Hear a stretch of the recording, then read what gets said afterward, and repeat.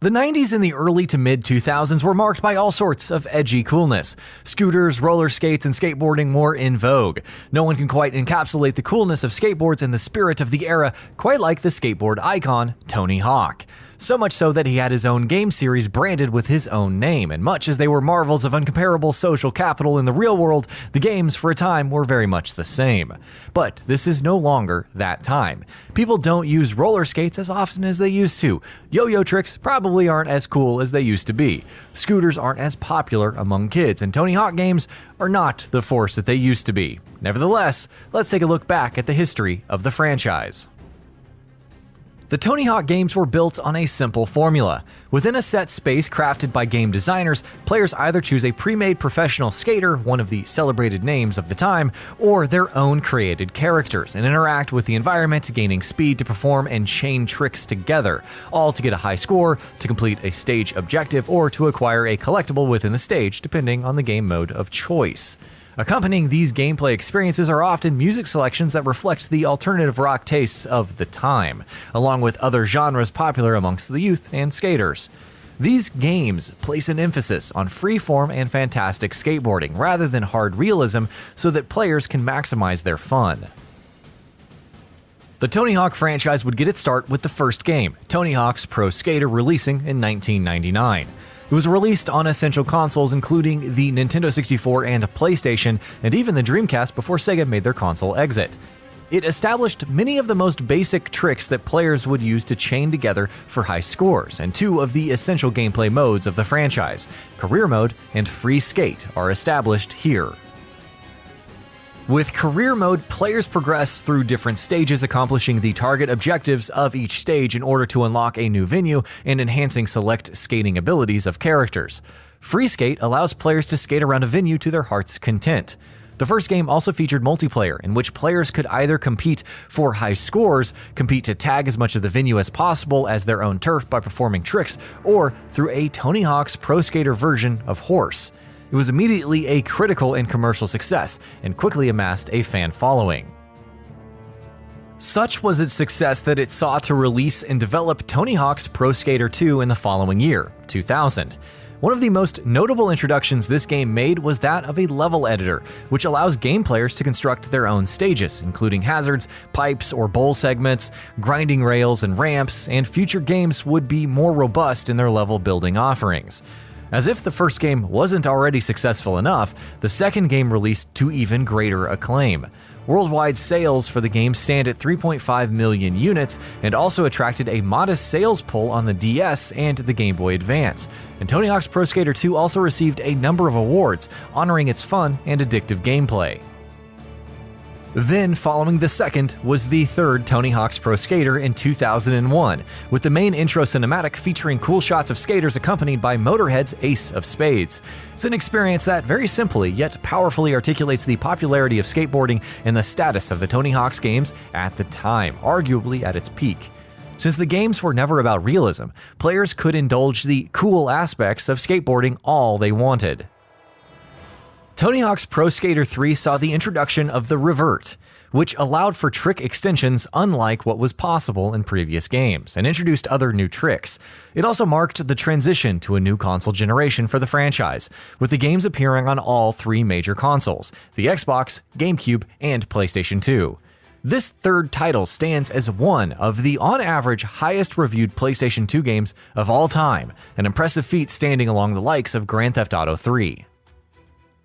After the third game, the world would be treated to Tony Hawk's Pro Skater 4, releasing in 2002.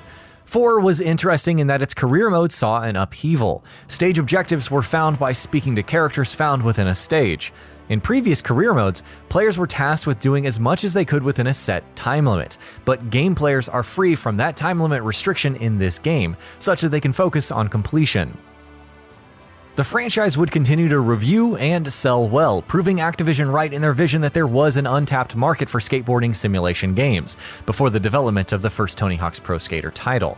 The franchise was simply dynamite, as the chosen opening song from AC/DC stated. But while the career mode would mark a major change for the franchise in the single-player experience, the Tony Hawk's Pro Skater brand itself would see a significant change with the introduction of 2 underground games, sometimes affectionately referred to as Thug or Tony Hawk's Underground. They were notable in that they told involved stories, navigated by a player-created character. The first Tony Hawk's Underground game released in 2003, heavily emphasizing the individual experience, and told a story of 2 young, no-name skaters with a dream. You and your friend Eric Sparrow, both on your way to hopefully making it pro as a skater. But along the way, your friend Eric is constantly thwarting your progress. What results is a surprisingly classic story featuring former friends on diverging paths, with Eric only in it for the money and you skating for the purity of skating itself. It was this plot, amongst other traits such as character customization and the heavily expanded level editor, that earned it such popularity amongst fans and critics. It was followed up by Tony Hawk's Underground 2 in 2004. Following the 2 Underground games is Tony Hawk's American Wasteland, releasing in 2005. American Wasteland is interesting in that while past games emphasized touring around various locations that aren't connected to each other, American Wasteland's story mode was going for one large world, that of Los Angeles, with levels including Santa Monica, Hollywood, and Beverly Hills, though other playable levels outside of the story mode include Kyoto, Japan from Thug 2 Remix for the PSP, and the Mall from the first Tony Hawk's Pro Skater game. The story is a tale featuring friends who skate for passion as they try to protect their skate ranch from being bought out by investors. Also noteworthy is the introduction of bicycle riding and the performing of BMX stunts. American Wasteland would be followed by 2006's Tony Hawk's Downhill Jam, named after a level from the first Tony Hawk game. Whereas the game still features the skateboarding fun from the past games, Downhill Jam is different in that it places more emphasis on racing with skateboards.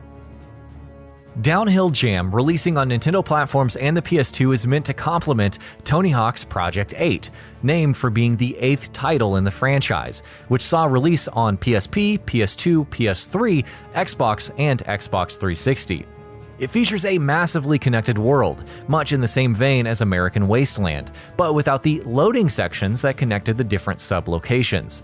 Players also have the option of controlling their characters after they wipe out so that they can accumulate a massive hospital bill, and a Nail the Trick mode which focuses on using the analog sticks to control the player's feet and perform different combos.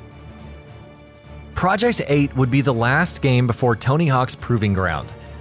The first Tony Hawk title under Robomoto's ownership would be Tony Hawk's Motion for the DS, releasing in 2008. But it was poorly received due to control problems and a dearth of content. There is no licensed music, and there are only 4 levels. Motion would be followed up by Tony Hawk Ride, developed by Robomoto themselves and releasing in 2009 for PS3, Xbox 360, and the Wii. It was a big bet on control via a skateboarding peripheral, and Activision as a publisher had high hopes for this game, but ultimately it was panned by and large. It would be succeeded by 2010's Tony Hawk Shred, a title already in the planning phase before Ride first released. It would also incorporate a skateboarding peripheral and introduces gameplay for snowboarding, with plans also originally made for surfing before being scrapped. This title also invited a noticeably negative critical reception and sales performance, and led to a brief hiatus for the franchise. The franchise would return with Tony Hawk's Pro Skater HD for PS3, Xbox 360, and PC. It is a remake title, with tricks only available up to those introduced in the second Tony Hawk's Pro Skater game, and featuring levels from the first 3 Tony Hawk's Pro Skater games, with levels from the third game being featured as DLC. While intended to capture the spirit of the earlier titles, it ultimately failed to do so amongst reviewers, as it was criticized for missing essential features such as a level editor, a character editor, and local split-screen multiplayer, all key experiences for those who grew up with the games. It was also noted to be heavily glitchy, with glitches reported to Robomoto's Facebook page, but still ignored. After HD, another trying experience for the franchise, Robomoto would take another try with a new numbered title, Tony Hawk's Pro Skater 5, releasing in 2015 for Xbox 360, PS3, Xbox One, and PS4. As with Pro Skater HD, Pro Skater 5 was meant to be a significant title in the franchise, a return to form, or as is the case with this franchise at the time, another chance at a return to form. However, it was hastily developed and heavily glitchy upon release, and widely panned for this reason. Other faults found with the game include bad control schemes, bad level design, and poor graphics. And after several rounds of attempts that became failures, we are left with the most recent Tony Hawk title, Tony Hawk's Skate Jam, a free-to-play title for iOS and Android. It's a far cry from the status that the franchise originally held. It's the first Tony Hawk title developed without being published by Activision, and is developed by Maple Media, which worked off of their previous title, Skateboard Party, to make this game. Skate Jam released late last year for iOS and in February of this year for Android, marking a relatively recent release for the franchise. Hawk continues to be publicly involved with promoting his games, as has been the case in previous titles so far. But despite his efforts, the franchise has continually struggled to reclaim the power that it once had. The strange truth of the Tony Hawk franchise's straits is that it's only coincidence that its decline overlaps with the fall of skateboarding in popular culture. Mysteriously, the later games in the franchise's history are all either disasters or mediocre, and for various reasons. But this is the sort of circumstance that should offer hope for fans, as it's not that the Tony Hawk franchise can't return to greatness, it's just that the franchise needs to execute well again, much as it did in the past. That's an important part of what skateboarding is about. As a technical sport that requires finesse, and in order for the franchise to make a great return, it needs a capable and committed development team that can bring skateboarding to major consoles. Tell us your experience with the Tony Hawk franchise, or even skateboarding itself if you have skateboarded before. What does the Tony Hawk franchise need to do in order to succeed? And as always, thanks for watching. And that about does it for this video. If you enjoyed what you watched and want to see more from GamingBolt, you can always hit that subscribe button and turn on the bell icon next to it. That way you will never miss any of our videos.